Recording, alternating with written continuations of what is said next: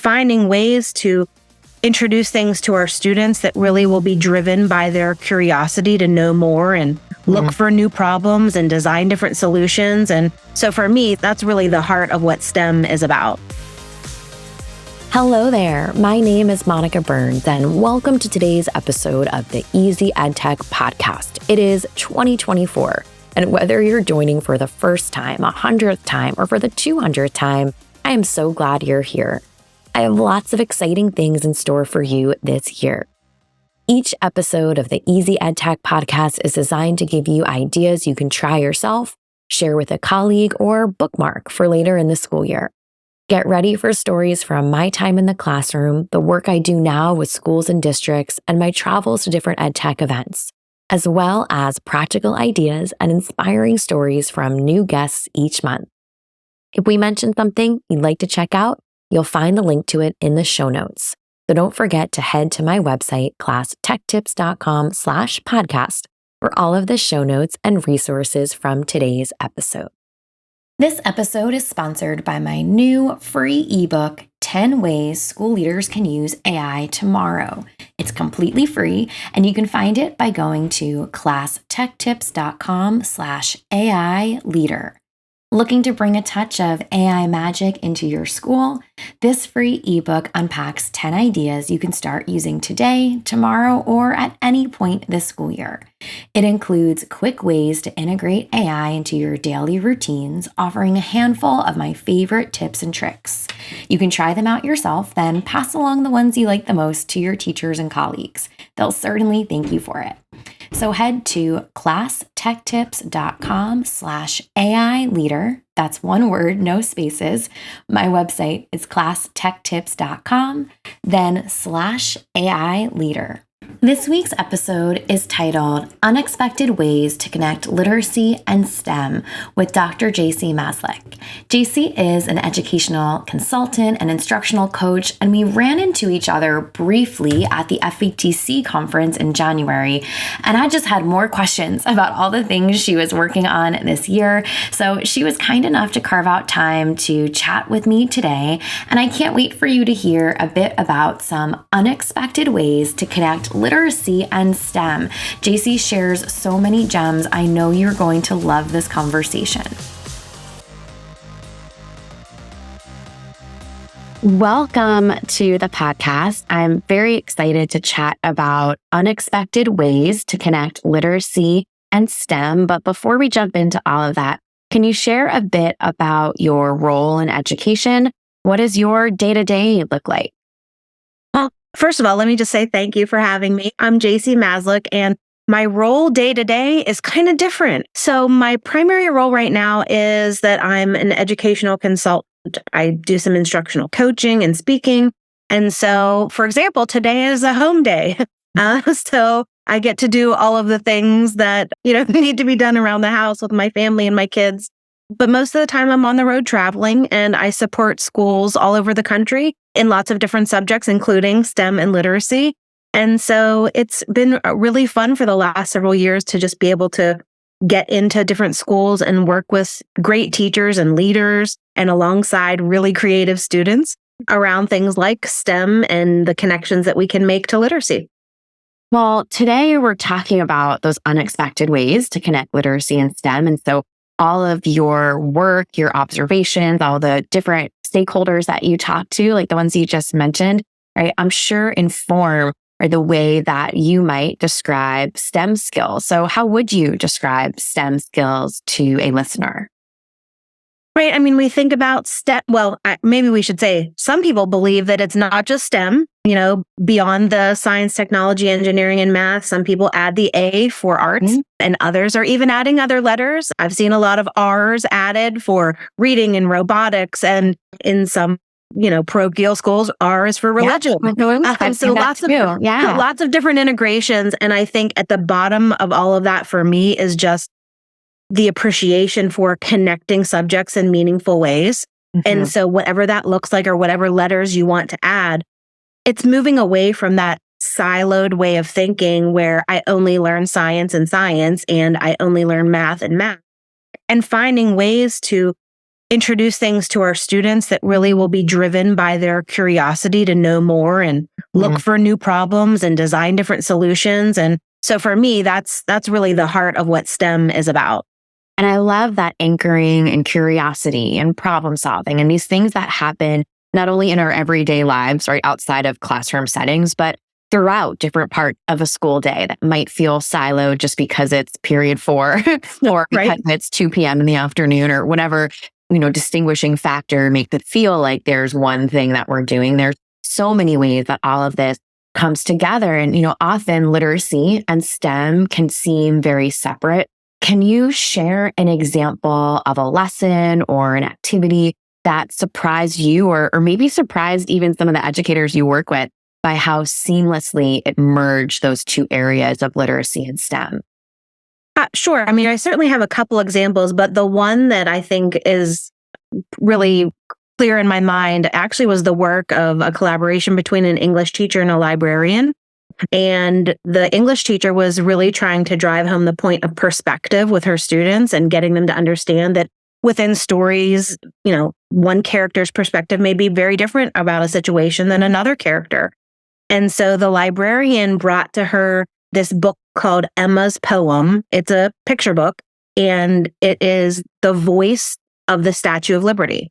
Ooh. So it's thinking about things, right? We hear that, the bring your weary, you're tired, right? But thinking about how the Statue of Liberty, what is her perspective? And so the book is a really cool way to show that to students.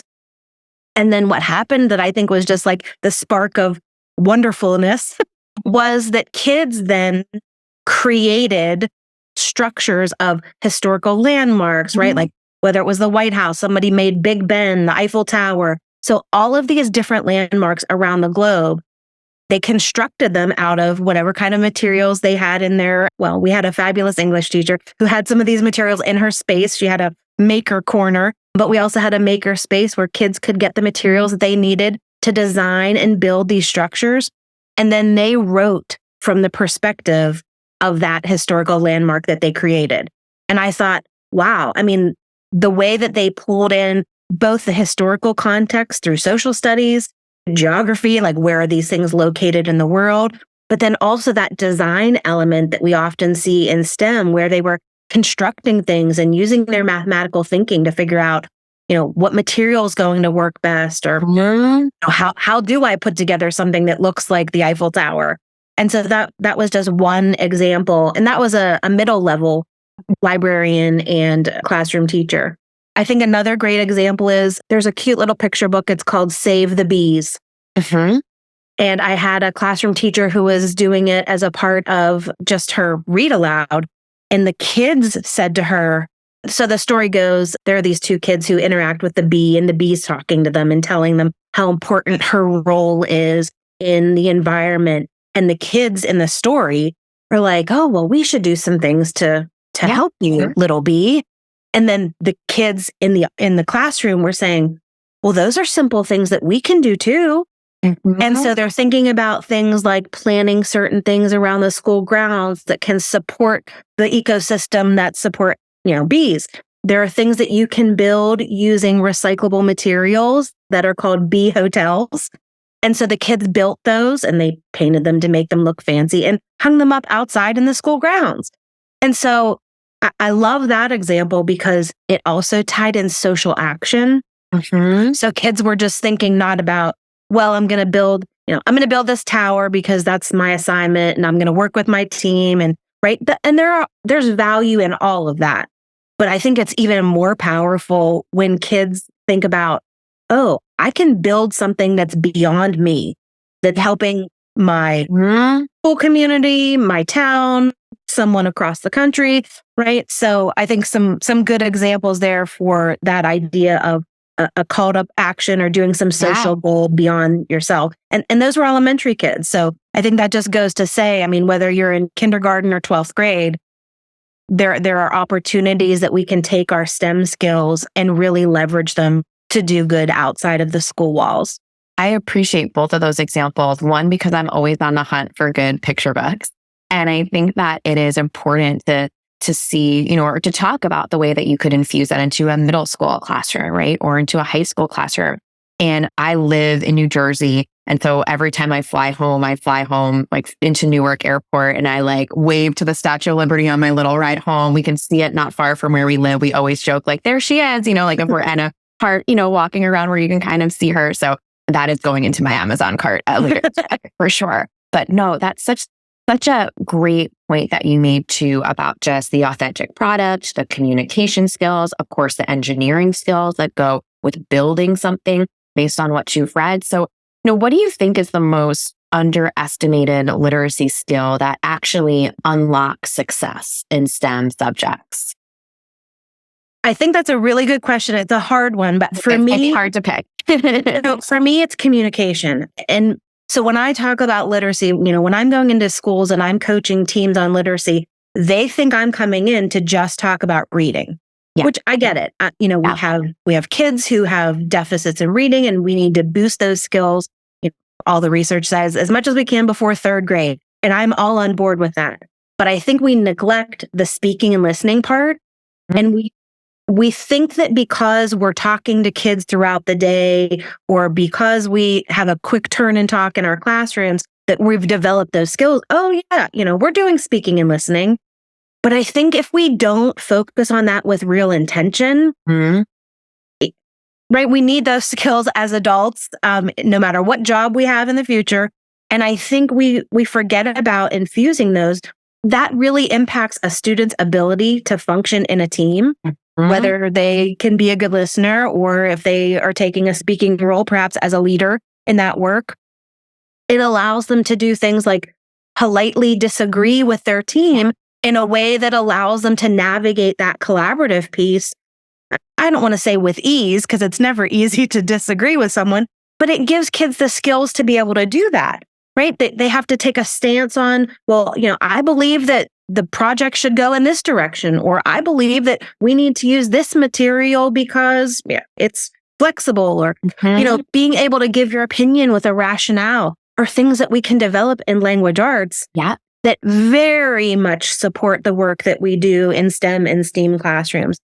I think also, underlying all of that, I go back to what we started with around curiosity, and kids have to be able to be asking questions and generating big questions around what they're learning, because I think that, and in turn, drives future study or future exploration. If they're saying, well, boy, why did you choose that for your design? Oh, I hadn't thought about that before.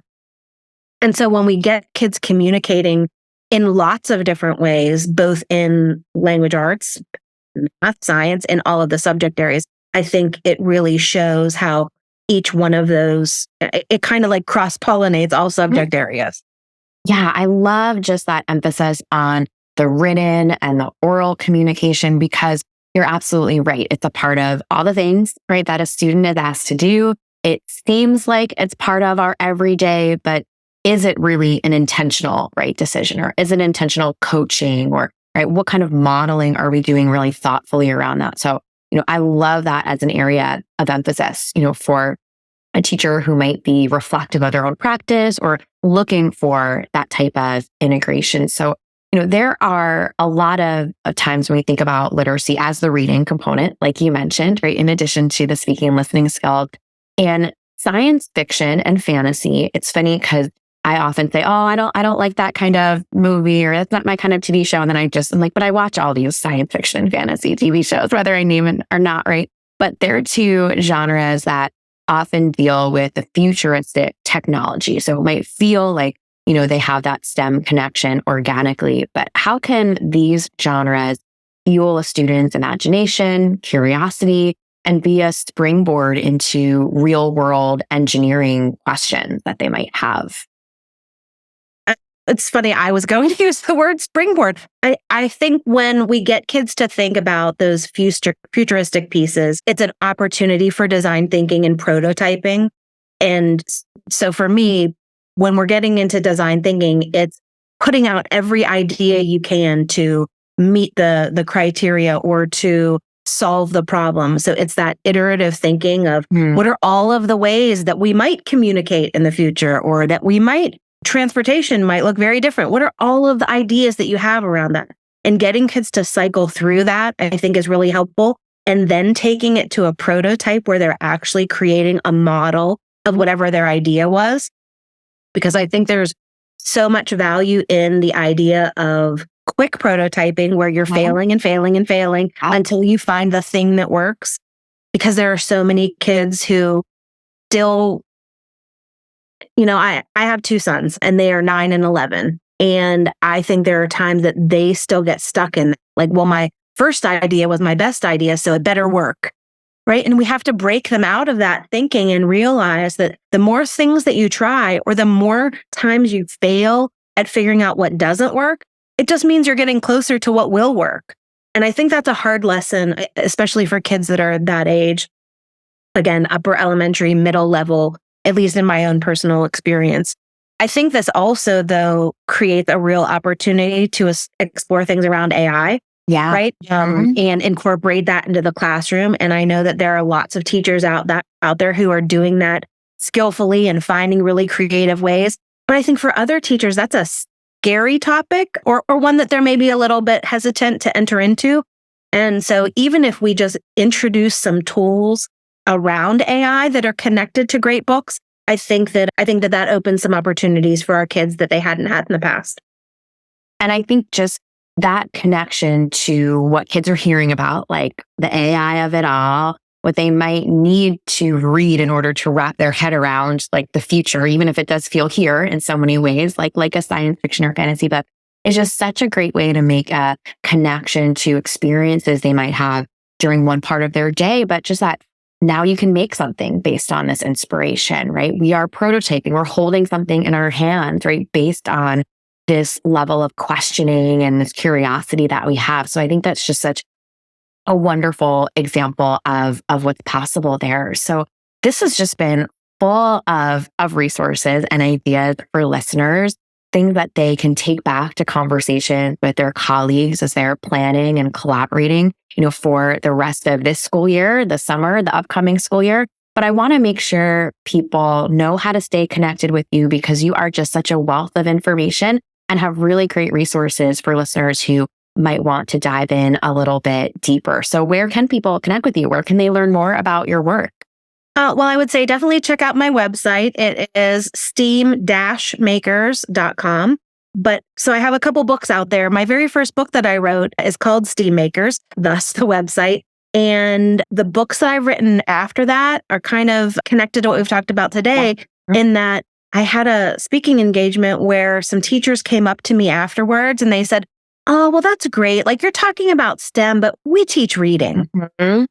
And it was like a dagger to my heart. I mean, I was a reading specialist for a couple of years. And so I thought, oh my goodness, have I been kind of holding out reading teachers from this great work? And so I would say if your listeners found things that they resonated with our conversation today, they have to pick up a copy of my book, Remaking Literacy, which kind of ties it all together. It's the idea of bringing in STEM, STEAM, and maker education into our language arts classes in ways that can be really simple, like just putting some hands-on things within our language arts class. And it can also lead to bigger projects, whether it's project-based learning experiences or things like the prototyping work that may be on a larger scale. But the book has a lot of great ideas. And they can certainly find me on social media. I'm still on Twitter or X, right, at Dr. Jacie Maslyk. But yeah, people can also email me at jaciemaslyk@gmail.com, and I would be happy to share resources with them or come to their school and do a little workshop. Well, Jacie, thank you so much for your time and all of these gems that you shared today.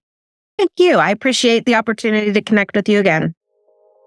I'm so glad Jacie was able to join us today. Let's finish up with a few key points to help make this EdTech easy. Use stories to kickstart hands-on STEM tasks.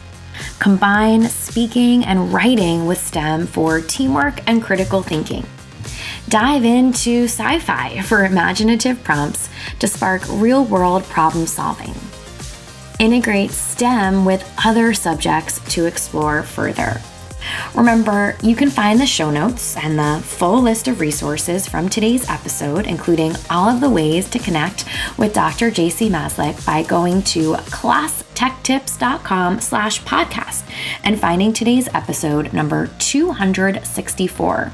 You can also take a look in the summary or description area. So if you're listening on Spotify or Apple Podcasts, you'll see a link to the show notes. The URL or the web link will end with the number 264. If you click on that one, it'll take you out to a long list of resources to explore related to today's episode. This episode is sponsored by my new free ebook, 10 Ways School Leaders Can Use AI Tomorrow. It's completely free, and you can find it by going to classtechtips.com/AI leader. Looking to bring a touch of AI magic into your school? This free ebook unpacks 10 ideas you can start using today, tomorrow, or at any point this school year. It includes quick ways to integrate AI into your daily routines, offering a handful of my favorite tips and tricks. You can try them out yourself, then pass along the ones you like the most to your teachers and colleagues. They'll certainly thank you for it. So head to classtechtips.com/AI leader. That's one word, no spaces. My website is classtechtips.com, then /AI leader. This March, we'll celebrate 5 years of the Easy EdTech podcast. To help celebrate, I'm hoping you can do us a favor. Leave a rating or review for the podcast wherever you're listening today. Spotify will let you tap on the stars, and Apple Podcasts will let you tap on the stars too and leave a 1 or 2 sentence review. A big thank you in advance for helping us get ready to celebrate this March.